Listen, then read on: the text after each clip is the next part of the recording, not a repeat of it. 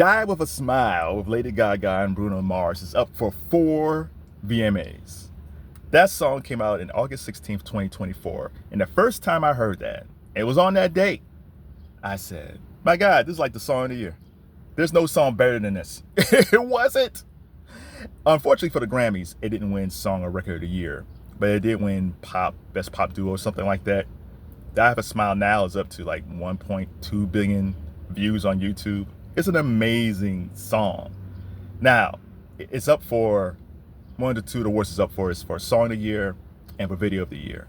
And to be honest, it should win Video of the Year. I think the only competition really is maybe Not Like Us by Kendrick Lamar. I love Kendrick, but if we go back, let's go back to last fall, ladies and gentlemen. If you were on TikTok, you will remember that there were a ton of people doing the dance challenge where people would dance like Lady Gaga. There were men and women dressed up like Bruno Mars and Lady Gaga lip syncing the song. And most importantly, there were people who probably started their careers or kind of blew up their careers for a little bit singing their version of Die with a Smile. The reason Die with a Smile is so great is that you have two great singers. And I don't care what most people say today. You might have your favorite artist today, but a lot of them aren't great. They're average. They're average singers, some below average.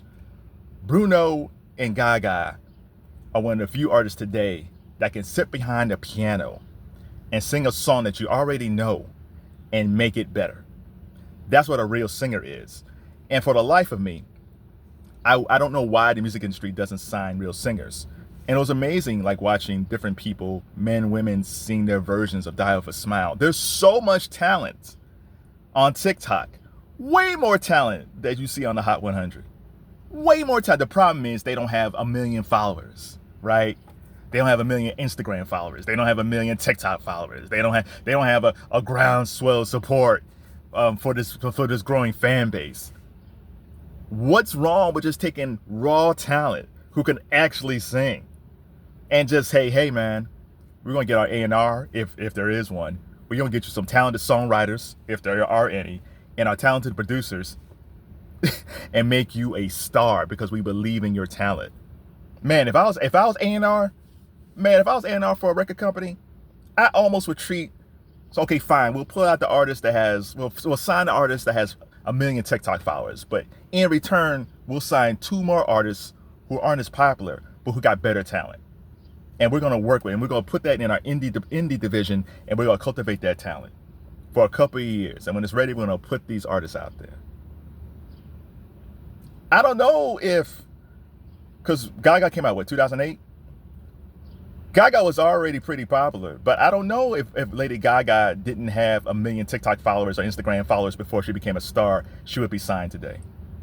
I don't know Bruno Mars, because Bruno Mars, you know, he was just a songwriter. When we first saw Bruno Mars, he was a songwriter. We saw him with B.O.B. He was a songwriter. He wrote F.U. for CeeLo. Bruno Mars, I don't think had that big social media following. Now again, social media was different back then, because back then you only had really MySpace. But I don't know if Bruno Mars was really that big back then. We would have missed out on that talent just because they weren't popular on social media.